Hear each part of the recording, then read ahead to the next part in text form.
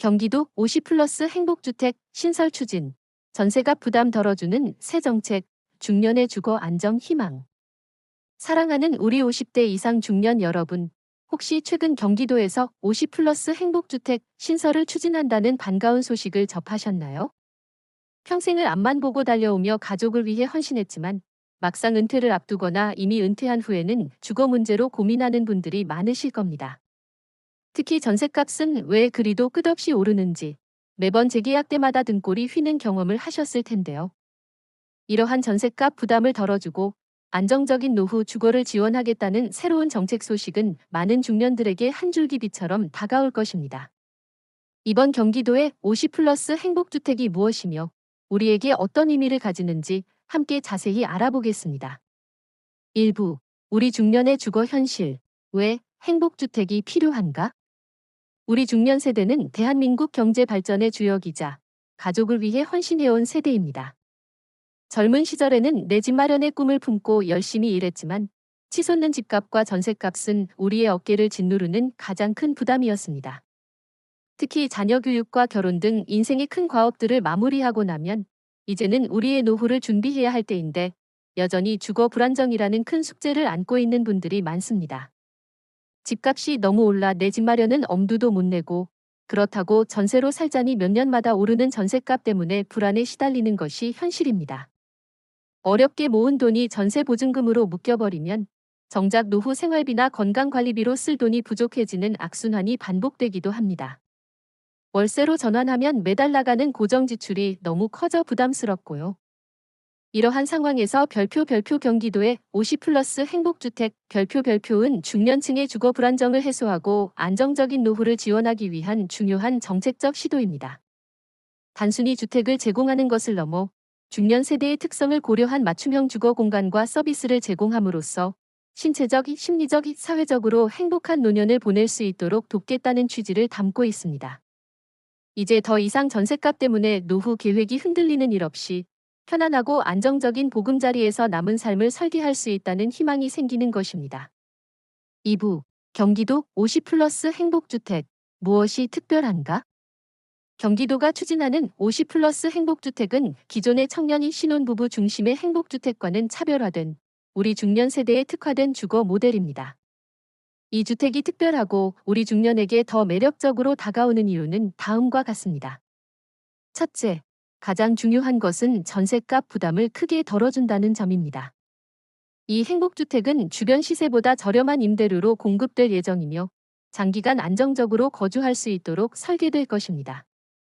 몇 년마다 전셋값이 크게 올라 이사를 고민하거나 대출 이자에 허덕이는 일 없이 고정적인 주거비 부담 속에서 안정적인 생활을 할 수 있게 되는 것이죠.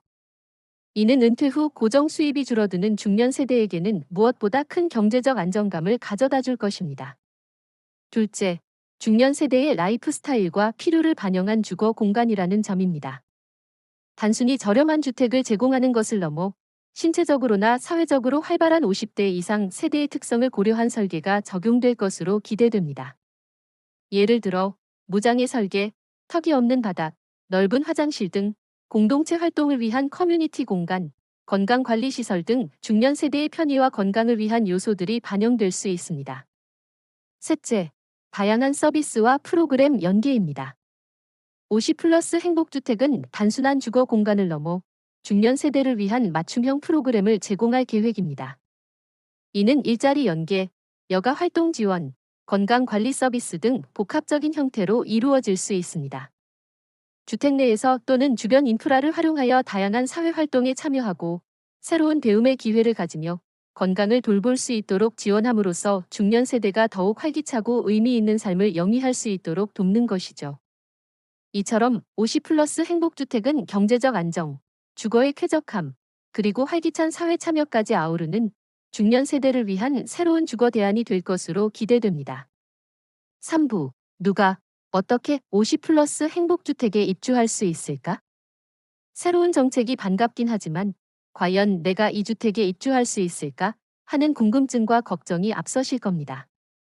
50플러스 행복주택의 입주 자격과 선정 방식은 아직 구체적인 시행안이 나와야 명확해지겠지만 기존 행복주택의 기준과 중년 세대의 특성을 고려하여 몇 가지를 예상해 볼 수 있습니다. 일반적으로 공공임대주택은 소득 기준, 자산 기준, 그리고 무주택 요건을 충족해야 합니다. 50 플러스 행복주택 역시 경기도에 거주하는 무주택자이면서 일정 소득과 자산 기준을 충족하는 50세 이상 중년 세대를 대상으로 할 가능성이 높습니다. 소득 기준은 도시근로자 가구당 월 평균 소득의 일정 비율, 예를 들어 100% 또는 120% 등 이하가 될 수 있으며, 자산 기준은 부동산, 자동차, 금융자산 등을 합산한 총자산이 일정 금액 이하인 경우로 제한될 수 있습니다. 또한 입주자 선정 시 경쟁이 발생할 경우 우선순위를 두는 기준이 마련될 것입니다. 예를 들어 주거 취약계층, 고령자, 저소득층, 장기 무주택자, 경기도 거주 기간이 긴 신청자, 혹은 특정 지역 거주자 등이 우선 고려될 수 있습니다. 갱년기 여성, 홀몸 어르신, 고령 부부 등 중년 세대 특유의 상황을 고려한 가점 제도도 도입될 가능성이 있습니다. 신청 절차는 한국토지주택공사, LH, 나 경기주택도시공사, GH 등 공공기관의 홈페이지를 통해 공고되고 온라인 또는 현장 접수를 통해 이루어질 것입니다. 필요한 서류는 주민등록등본, 소득증빙서류, 자산증빙서류, 무주택 확인서류 등이 될 것이므로 미리 준비해 두는 것이 좋습니다. 가장 중요한 것은 관련 정책이 공식적으로 발표될 때까지 지속적으로 관심을 가지고 정확한 정보를 확인하는 것입니다. 막연한 기대보다는 구체적인 준비가 필요합니다. 4부 50 플러스 행복주택이 가져올 우리 삶의 긍정적 변화. 경기도 50 플러스 행복주택의 신설은 단순히 주거 문제를 해결하는 것을 넘어 우리 중년 세대의 3전반에 걸쳐 긍정적인 변화를 가져올 수 있습니다. 첫째, 경제적 안정감 증대입니다. 매달 치솟는 전셋값이나 월세 부담에서 벗어나 안정적인 주거비로 생활할 수 있게 되면 그만큼 여유 자금을 노후 생활비, 건강관리비, 혹은 취미 활동 등에 활용할 수 있습니다. 이는 재정적인 스트레스를 줄이고 노후에 대한 불안감을 크게 덜어줄 것입니다. 이제 더 이상 집 걱정 때문에 밤잠을 설치지 않아도 되는 것이죠. 둘째, 활기찬 사회 참여 기회 확대입니다. 주택 내 커뮤니티 시설이나 연계 프로그램을 통해 비슷한 연령대의 이웃들과 교류하고 새로운 배움의 기회를 가질 수 있습니다. 은퇴 후 단절될 수 있는 사회활동을 이어가고 새로운 취미를 만들거나 봉사활동에 참여하는 등 의미 있는 시간을 보낼 수 있습니다. 이는 고립감을 줄이고 삶의 만족도를 높이는 데 크게 기여할 것입니다. 셋째, 건강하고 안전한 주거 환경 조성입니다. 중년 세대의 신체적 특성을 고려한 무장애 설계, 그리고 비상 호출 시스템 등 안전을 위한 시설들은 건강한 노년을 보내는 데 필수적입니다. 또한 커뮤니티 내에서 서로를 돌보고 보살피는 분위기가 형성된다면 비상시에도 신속하게 도움을 받을 수 있어 심리적인 안정감도 커질 것입니다.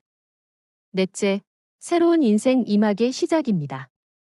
주거 문제가 해결되면 우리는 보다 적극적으로 은퇴 후의 삶을 계획하고 실행할 수 있습니다.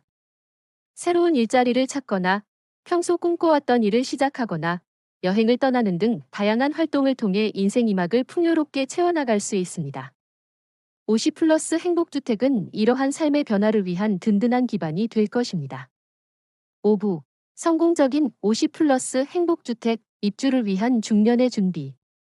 50 플러스 행복주택이라는 좋은 정책이 우리에게 도움이 되려면 우리가 스스로 적극적으로 준비하고 대비하는 자세가 필요합니다.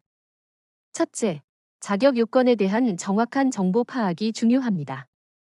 앞서 언급했듯이 소득, 자산, 무주택 여부 등 세부 자격 기준은 정책 발표 시점에 따라 달라질 수 있습니다. 경기도청이나 관련 공사, GH, LH, 홈페이지를 수시로 확인하여 최신 공고를 놓치지 않도록 해야 합니다. 주변의 막연한 이야기보다는 공식적인 정보를 신뢰하는 것이 중요합니다. 둘째, 필요한 서류를 미리미리 준비해 두는 것이 좋습니다. 주민등록등본, 가족관계증명서, 소득금액증명원, 재산세 과세증명서 등 소득과 자산을 증빙할 수 있는 서류들을 미리 발급받아 내용을 확인해 두면 공고가 났을 때 신속하게 대응할 수 있습니다. 특히 주택 보유 여부와 관련해서는 정확하게 확인하고 필요한 경우 주택 처분 등을 미리 고려해야 할 수 있습니다. 셋째, 주거 관련 전문가 또는 상담기관의 도움을 받는 것도 좋은 방법입니다. 경기도에는 주거복지센터나 복지관 등에서 주거 관련 상담을 제공하는 곳이 많습니다. 50플러스 행복주택에 대한 구체적인 정보가 공개되면 이러한 기관에 문의하여 본인에게 맞는 전략을 세우는 데 도움을 받을 수 있습니다. 넷째, 가족들과 충분히 논의하고 합의해야 합니다. 특히 자녀들과의 관계에서 주택 소유나 거주지에 대한 의견 조율이 필요한 경우가 많습니다. 50플러스 행복주택, 입주가 가족 전체의 삶에 어떤 영향을 미칠지 투명하게 이야기하고 함께 결정하는 것이 중요합니다. 다섯째, 기존의 주택을 어떻게 할 것인지 미리 계획해야 합니다. 만약 현재 자가주택을 보유하고 있다면 행복주택 입주 시 매도하거나 임대하는 등 주택 처분 계획을 미리 세워두는 것이 좋습니다. 이는 세금 문제와도 직결될 수 있으므로 전문가와 상담하는 것이 바람직합니다. 6부 50플러스 행복주택, 더 나은 중년의 삶을 위한 정책의 방향. 경기도의 50플러스 행복주택 추진은 우리 중년 세대의 주거 불안을 해소하고 삶의 질을 높이는 데 기여할 중요한 정책입니다. 하지만 이 정책이 성공적으로 안착하고 더 많은 중년들에게 혜택을 주기 위해서는 몇 가지 중요한 방향성을 고려해야 합니다. 첫째, 다양한 중년 세대의 특성을 반영한 주택 공급이 필요합니다.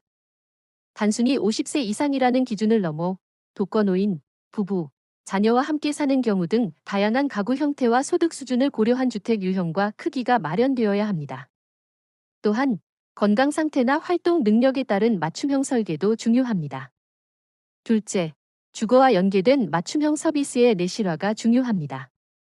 단순한 시설 제공을 넘어 실제로 중년 세대의 필요를 충족시킬 수 있는 일자리 연계 프로그램, 건강관리 서비스, 방문 간호, 건강 상담, 여가 및 문화활동 프로그램, 심리상담 등 실질적인 지원이 이루어져야 합니다.